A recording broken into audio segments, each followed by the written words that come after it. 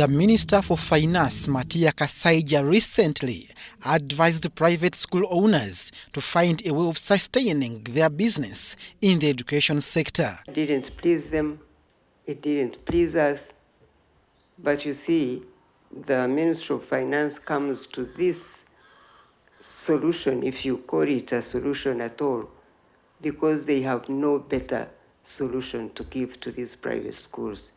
The Minister for Education and Sports, Janet Museveni, has also come out to advise private school owners to improvise as the government is overwhelmed by the challenges brought by COVID-19 pandemic. So they had a big burden of debts, and when government can't help to give them a way out with these loans, that's why they come up with a solution like this, which is certainly a bad solution, but Ministry of Education has no better solution either.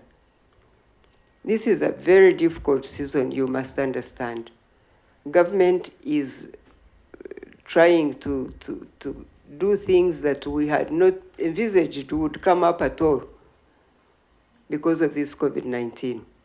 Meanwhile, 3 districts of Nakapiperit, Madi Okoro and Nabiratok have not appeared on those who wrote USCE exams because they do not have A-level schools.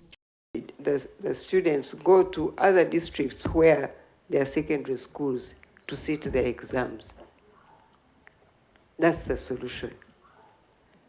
But we are still trying to ensure that every sub-county gets a secondary school. But there are still some that don't have secondary schools. And so when there is no secondary school in a sub-county, the children can go to another sub-county where the school is and be able to sit their exams. And that's what happens even in Karamoja. Due to the pandemic challenges to the country's economy, the UNEB budget was cut in the financial year 2021-2022 by 41%. The body is calling for the review. The activities affected by this cut are those that relate directly to preparation and conduct of the examinations.